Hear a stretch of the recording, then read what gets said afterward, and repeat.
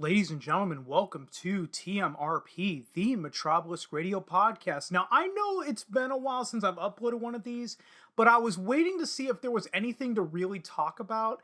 And I came across an article a couple of days ago from the LA Times that is basically laying out that people are dropping services like Netflix, Disney Plus, Hulu, HBO Max, etc., just left and right. And I thought that I could use this as a jumping off point for a larger discussion, along with an argument that I've been making for the last couple of years before I started doing content creation on the internet, of course. And in case if you guys haven't done this already, subscribe to the channel, and all the links to the social media pages and other video hosting services that I'm on are down below in the description. And with that out of the way, let's just get right into this episode of TMRP. So I'm going to start this episode by reading off this LA Times article that I came across a couple of days ago. If you follow me on BitChute or Odyssey, I will leave a link to this article in the description. On the YouTube side of things, I'm going to basically not link to it just because, they're awful finicky about, if you link to the wrong thing, you can get flagged for it. And I just don't want to deal with it. So basically, the article from the LA Times is, how fast do you cancel streaming services? It's a problem for Hollywood. It was written by Ryan Faulkner, I think is how you pronounce his name. I'm sorry if I mispronounced it, man. But this was written back on January 18th of 2021. And the article goes, say you sign up for HBO Max to watch The Flight Attendant. The 8-episode season concludes, and you browse your next binge viewing fix. Maybe you turn on Wonder Woman 1984 or rewatch The Sopranos. How long before you go to your Apple device's subscriptions tab and drop the $15 a month app? A month? A week? A day? That's the issue facing media and entertainment companies as the battle for streaming audiences settles into a new phase. During 2019 and 2020, studios launched Disney Plus, HBO Max, Peacock. I forgot about Peacock, which has both paid and free tiers. That is for Peacock only. HBO Max and Disney Plus don't have that.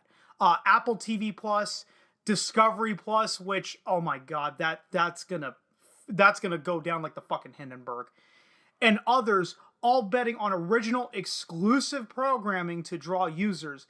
The coronavirus crisis has been a boon for the streaming industry as movie theaters, concert venues, and sports arenas continue to suffer.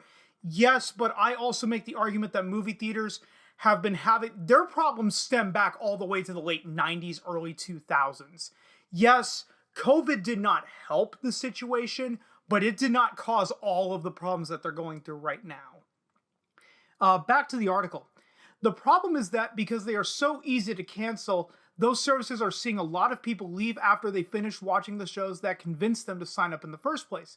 That phenomenon, known in the industry as churn, that's used in a lot of industries. In fact, it's often, the phrase is often churn and burn. But fine, we'll humor them. That phenomenon, known in the industry as churn, is a growing headache in the streaming wars, according to a new report released Monday night by professional services giant Deloitte. I'm gonna spell it out. I can't pronounce it. That is Deloitte. Yeah, I've never heard the name spoken, so I have no idea how to pronounce it. According to their survey of 1,100 people in October, this would have been October 2020 if you're watching this sometime in the future, 46% of respondents canceled at least one streaming service in the last 6 months. That's a dramatic increase from the 20% who said in a similar January survey, again, that's January 2020, that they'd cancel a service in the previous year. Of the people surveyed who canceled a streaming subscription, 62% did so because they finished the show or movie that they had signed up to see, they said. The data suggests it's becoming harder for media and entertainment companies to retain subscribers as competition increases, said Kevin Westcott. I'm going to get into that in just a quick second, but I'm going to finish up this paragraph. The Deloitte U.S. tech media and telecom leader in an interview, with so many services available, having exclusive content alone isn't enough to keep people on board. Exactly. If you are selling your streaming service solely on the fact that, hey guys, we have The Mandalorian. Okay, Disney Plus, what else do you have? We have WandaVision. Okay, the jury's still out on that show. What else do you have? Did we mention that we have The Mandalorian? or when Peacock was coming out, they were hoping and praying to God that all the people who watched The Office on Netflix were going to jump over because they want to continue watching The Office. Seriously, that's all Peacock is. All Peacock is basically, hey guys, we have The Office. Oh, we also did a reboot of Saved by the Bell that almost nobody likes, and we greenlit a second season for somehow. But hey, at least we have The Office. Back to the article. Streaming subscribers reported having an average of 5 services in October, up from the 3 they reported having before the COVID-19 pandemic. Again, you could largely attribute it to that, why they would increase the amount of streaming services that they get. The surge in streaming subscriptions may seem like good news for media and entertainment companies, but it also means people are dropping services faster as their budgets are strained. And that could play a part. Okay, I'm not going to argue that, yes, that can play a part in it. But let's get back here. The competition for the streaming services is shifting to a different level, Westcott said. Over the last few years, the focus was on having exclusive original content. In 2021, it's going to come down to the user experience and do you feel like a special VIP for being a member, end quote. Yes, they are going to have to knock it off with the exclusivity bullshit. Because I remember when, I think this was a few years ago now, when Netflix actually lost the streaming rights to Lost, and Hulu actually came in and bought the exclusive rights to stream the show. So if you wanted to watch Lost, you had to subscribe to Hulu in order to get that. Very similar to, hey, and I'm not talking about first party content either. Like shows like Stranger Things, Stranger Things, The Mandalorian, Cobra Kai, all that stuff. All that stuff is fine. That's all like first party content. I'm talking about, people like these streaming companies are buying up shows like Lost and Grey's Anatomy and I don't know, what's another popular show? Sons of Anarchy was pretty popular at one point. A lot of the FX shows were. A lot of these streaming services were buying up the exclusivity to the third-party shows. So if you wanted to watch Sons of Anarchy, I think as of like 2015, 2016, you had to subscribe to Hulu because it used to be on Netflix, but then they took it down. Same with the show, same with Rescue Me. I was really getting into that about a few years ago, but then once it got off Netflix, I just stopped watching it altogether because, why bother? So, back to the LA Times article.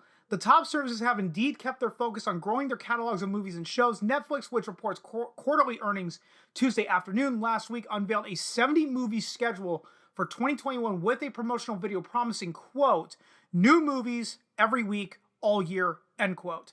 The Los Gatos, California company has taken pains to keep a steady flow of fresh series coming to the service, including The Queen's Gambit and Bridgerton. I've heard of The Queen's Gambit. I've been meaning to watch that. Bridgerton, I have not heard of. Disney Plus is ramping up its programming schedule with the aim of introducing 100 new titles a year. On Friday, the Burbank company introduced WandaVision from Marvel Studios. Again, the jury is still out on that show. A clever offshoot series based on characters from its Avengers film franchise. Again, the jury's still out on it. You're going to have to wait for the show to end. AT&T's Warner Media sought to boost HBO Max by moving its 2021 film slate to the service for no extra charge on the same day they hit theaters, including Dune and In the Heights, for a limited streaming run, which I've already covered on TMRP in great length. You can go back on the channel and find it, where I basically detail Warner moving their entire 2021 film slate to HBO Max. Executives recognize the fickle nature of the audience. Oh no. Ann Sarnoff, chair of Warner Media Studios and Networks, said last week at the Consumer Electronics Show that the streaming business forces companies to consider measures of success other than box office and other easily understandable metrics such as ratings. In the streaming world, it is a completely different set of criteria, she said in her Wednesday keynote interview with MediaLink founder and chief executive Michael Kassan, referring to the factors including subscriber churn and overall engagement with the service, quote unquote. Westcott predicts companies will increasingly try to improve users' experience on their apps in 2021 by improving the use of data and recommendation technology. I don't know how that's going to work for them. Streamers have far greater access to their consumers' preferences than traditional TV channels. That much is true, which also should help them improve how they target advertising if that's part of their business. Which, yes, but I will get into my point in just a second. I just want to finish up the LA Times article. We've only got another 3 paragraphs to go. Indeed, free advertising-based services became increasingly popular during the pandemic as paid streamers stretched users' entertainment spending limits. According to Deloitte, sorry, again, I've never heard that name pronounced, so I'm going to fuck up their name. Well-known free services, including Fox Corp's Tubi. I do have Tubi. That is actually a pretty decent service. And Viacom CBS's Pluto TV and the Roku channel. Tubi is a pretty good service. Pluto is a pretty good service too. Tubi TV, for those that don't know, that is more of like your on-demand. That is more of an on-demand service. That is basically what Netflix and Hulu would be with ads. Whereas Pluto TV is more like cable, where you have like specific channels that you can watch. Like there's a dedicated Star Trek channel that I watch all the time. And again, you just have to sit through ads. It's presented in like this like live TV format. It's actually, it's not bad. It does have some stability issues. It did have some stability issues for a while, but I just attributed that to a surge in traffic. But it's pretty stable now. I think I logged into Pluto TV, I think last month, a month and a half ago, something like that. I don't remember. Deloitte reported 60% of respondents saying they used an ad-supported service in October, up from just 40% in January. Of those who dropped a streaming subscription, 23% say they did so because they could find the content they wanted to watch on a free ad-based video on-demand app, up from 14% who said they did so in a May survey. Again, guys, all of these months, these January and May, this is all 2020. This is not 2021. We're in January of 2021 as this is being dropped. And we're going to end off the article here. The one thing consumers have told us over and over is, I won't pay more than I used to pay for linear television, Westcott said, referring to the cable and satellite TV bundles to which streaming services were supposed to be a cost-effective alternative. Yes, they were. People are finding that ad-supported platforms have good content, and they really do. Pluto TV, just to bring that up again, I've been watching a lot of the old like Addams Family episodes, the show from the 60s with Carolyn Jones and John Astin, not the movies. And for a long time, that show was available on Hulu, but now, if I want to watch the Addams Family, I have to go to Pluto TV. But the point I was going to bring up is this, before I tangent on for too long about my experience with streaming services, is that, people dropping streaming services. This article is claiming that, once they finish the movie or show that they sign up for, they just canceled the service. Well, I'm going to be intellectually honest here. I think that does play a role. But I don't think it is as significant as this article is claiming it to be. What I think you're seeing more and more of is that these services like Netflix, Hulu, Disney Plus, HBO Max, Peacock, they're just not worth the price of admission at this point. All you're doing, and like I said with Peacock is selling itself as, hey, we're the only streaming service with The Office. Hulu was, hey, we're the only streaming service to have Lost. Disney Plus, hey, we have The Mandalorian. We have, Star Wars shows and Marvel shows, but nothing beyond that. And that's all they're doing. They're becoming one-show networks. Whereas, I would argue a service like Netflix has future-proofed itself in this regard by having multiple shows. Now, there are more misses than hits for sure, but they've got shows like Stranger Things, The Crown, Queen's Gambit is pretty popular right now, even though that's a miniseries. Shit, where are the others? Oh, they just acquired Cobra Kai. That's a big one for them. What's that? The Ozark. They also have Ozark, but like I said, there's more hits than misses. Netflix is not just a one show platform. Same with Amazon Prime. Let's be honest with Amazon Prime, why I'm not even bothering to bring them up. Because Amazon can have Amazon Prime be a loss leader for them.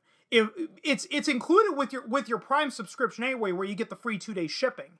So if Netflix never turns a profit on Prime Video, okay, whatever. And Netflix has some pretty decent shows too. I mean, they did the revival of Jack Ryan. They're also doing a revival of Jack Reacher. Not with Tom Cruise, unfortunately. I really liked the first movie. The second movie fucking sucked. They also were doing a Lord of the Rings series, but who knows if that's even gonna get made. But the one show I was really getting into was Bosch. I think that was with Titus Welliver. I think is who Bosch was with. I'm not gonna bother to look it up. If I'm wrong, I'm wrong. And well, their most popular show right now is The Boys, and everybody was just raving about The Boys. But if we're honestly looking at streaming services who honestly have their shit together, Netflix and Amazon are probably going to be fine. It's these other ones that are going to struggle. And speaking of Netflix, I have a second article that I found. This is over on the Motley Fool. This was actually written back on the 17th, so a day before the LA Times article, where they reported that Netflix just lost nearly 1 billion hours worth of content. And that's billion with a B. So here in this article, I will link to this on the BitChute and Odyssey as well, so you can read this for yourself. Netflix lost Netflix, and then I think the Motley Fool is more of like your stock trader website, but okay, because you're going to see a lot of like NASDAQ and S&P 500. Netflix lost some valuable content rights on January 1st this year being 2021. Fans of The Office can no longer watch the series on the service.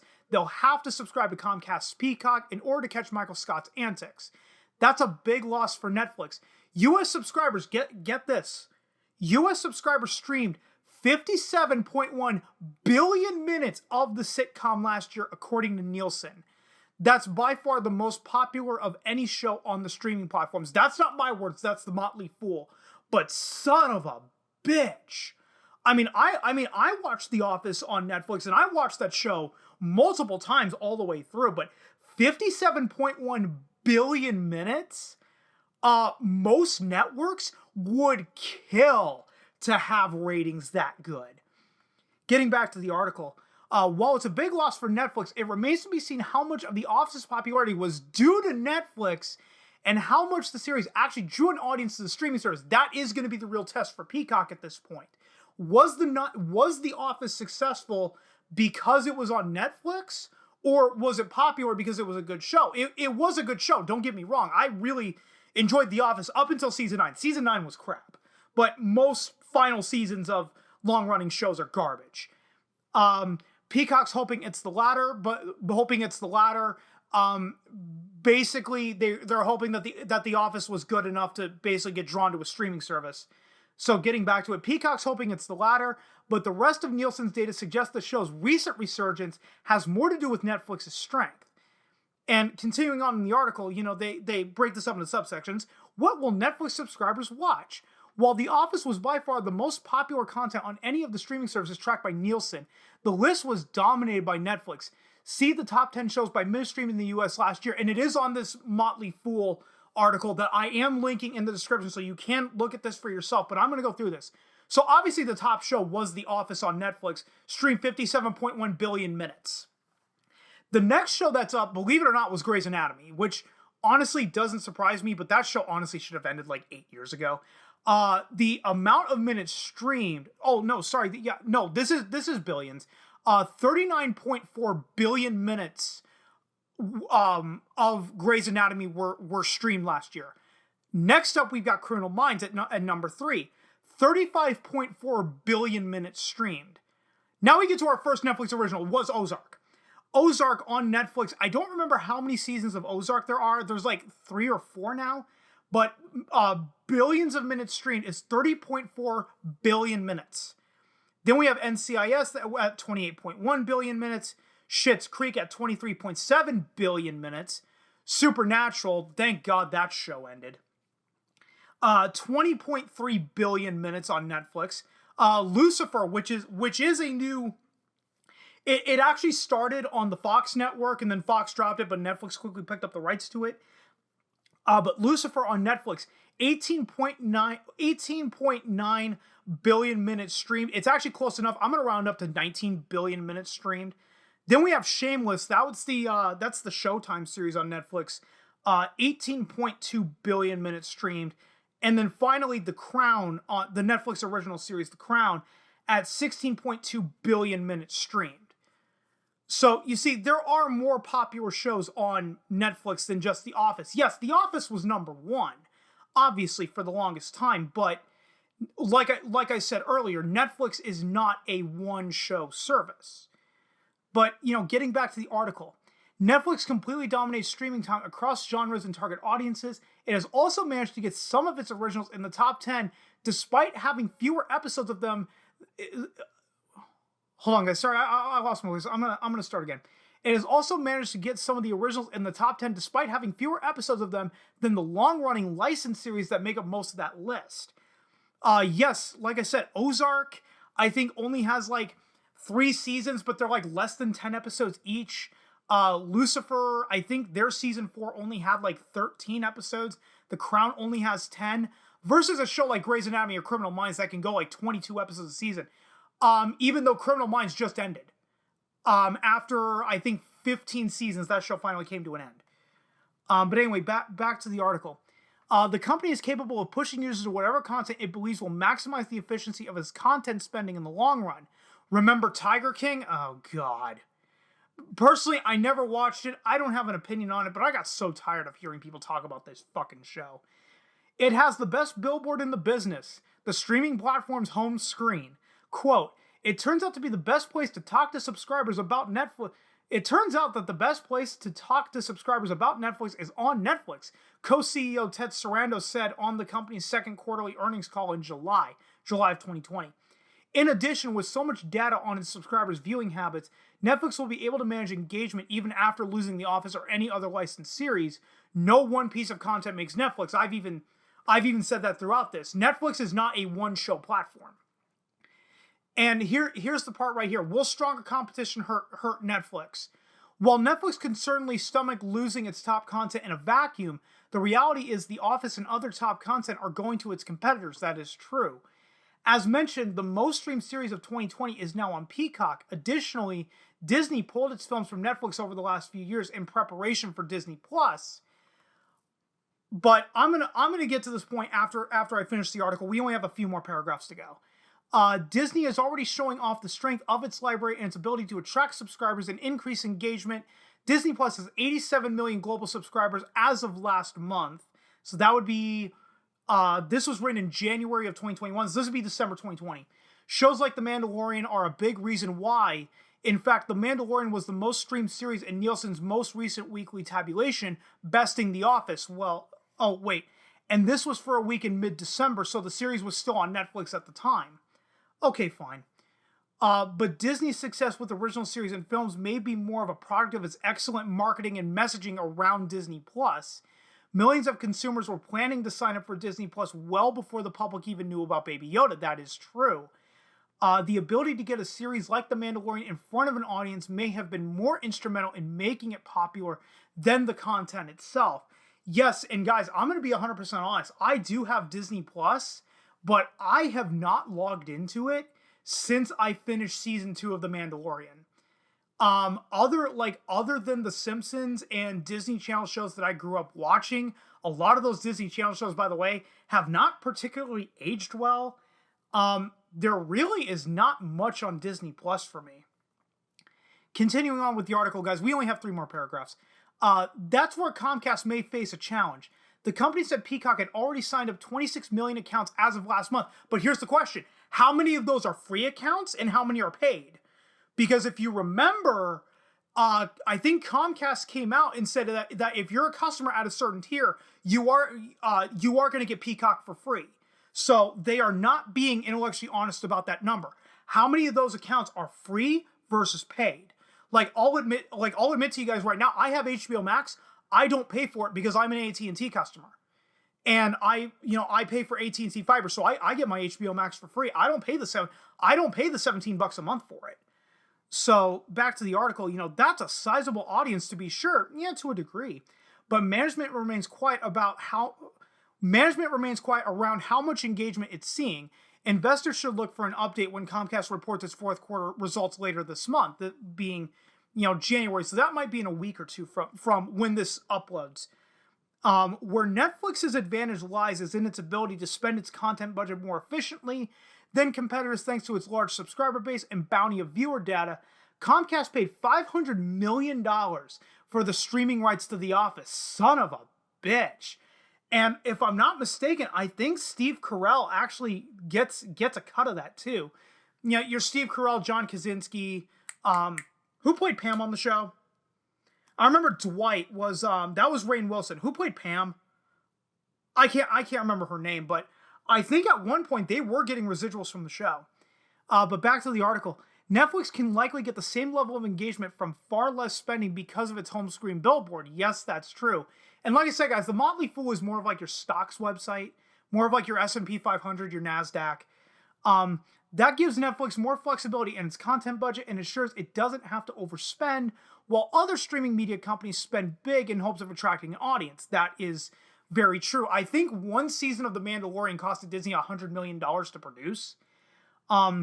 Ultimately, that'll show up in Netflix's cash flow as it retains and adds subscribers without spending more than it has to on content. And that's the end to the article. And honestly, this is the last point I'm going to make with regards to streaming services. The problem why people are dropping these services left and right primarily is because now the market is far too fractured. You know, there was a time when Netflix, Amazon Prime Video, and Hulu had like 90 to 95% of the content that you wanted to watch. If Netflix dropped a show, like I remember when Netflix lost Family Guy, Cleveland Show, and American Dad, Hulu picked it up like the very next day. Same with the show like 30 Rock. So as long as you had Netflix, Amazon Prime, and Hulu, you were watching 95% of the content that you wanted to watch anytime was there.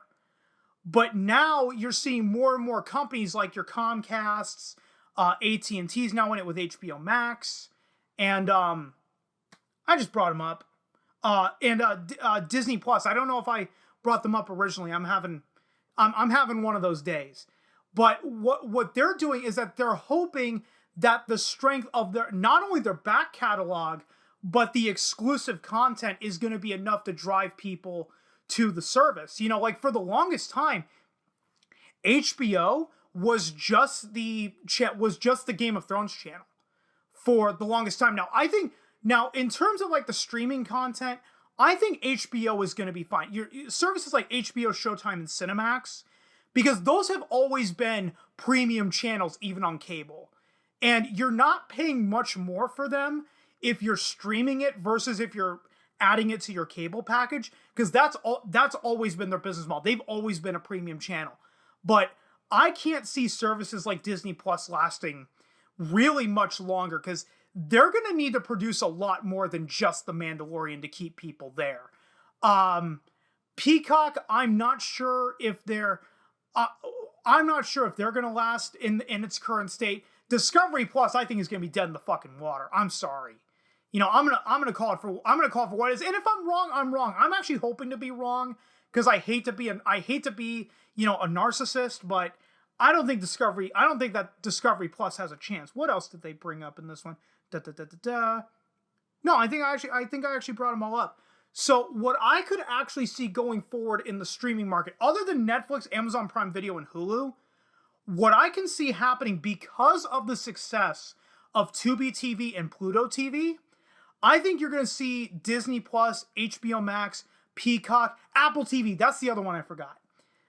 Apple TV Plus, again, getting back to Apple TV Plus, you know, Apple is kind of in the same boat as Amazon is, where they can have Apple TV Plus be a loss leader for them, and they'll be fine. But still, getting back to the point, Disney Plus, HBO Max, Peacock, Apple TV Plus, Discovery Plus, I think that those services are gonna switch to being more of an ad-based service than a paid-for service. Now hear me out on it, because I know that Peacock does have a free tier, but the free tier is a goddamn joke. You know, you don't get access to all of the content that's on Peacock as a result. But what I can see happening is that you'll get access to all of the content, you know, for free. The only thing you have to do is you have to sit through ads. But if you want the no ads version, that's where the upcharge is going to come in at, like, you know, $9.99 a month. You know, if you don't want to sit through ads, it's, you know, $10 a month now. I think you're going to see more and more streaming services adopt that model. In fact, I completely forgot about this service. Anyone remember YouTube Premium? I know YouTube Premium is still around, but if you remember, this was back in mid-2019 when they announced that all of their YouTube Premium content was going to be free for anyone to watch. But if you didn't have a YouTube Premium subscription, you would just have to sit through the advertising. You know, if you had a YouTube Premium subscription, you didn't have to worry about the ads. And, you know, they were on the right track to, you know, in that regard. YouTube Red, YouTube Premium was on the right track, but still, it's YouTube fucking Premium. I'm not going to YouTube to watch a show like Cobra Kai or a show like The Mandalorian. I'm basically going to YouTube to watch jackasses on the internet give their half-assed opinion, like, hey, what I'm doing right here. Let's all be intellectually honest. This is why you go to sites like YouTube. You go to Netflix to watch something like The Mandalorian, Cobra Kai, you know, whatever. You know, you don't go to YouTube for that. And, you know, this fracturing of the market, eventually it is going to fold in on itself. You're going to see a lot of these companies are going to realize that it was far more lucrative to license their shows out to Netflix, Amazon, and Hulu than it was to start their own competing service. Son of a bitch, guys. I've been going for quite a while. Let's see how long I've been going right here. I'm not even going to bother to sell because I'm too lazy. Over half an hour, and I think I've made all the points that I'm going to make on this in regards to streaming services. I don't think any more can really be said than what's already been said here. So I'm going to end it right here, guys. Like I said in the beginning, if you haven't done already, subscribe to the channel on whatever platform you're watching this on, and links to all my social medias and the other video hosting sites that I'm on are down in the description below. And this is going to do it for this episode of TMRP, the MetrObelisk Radio Podcast. And I will see you guys next time.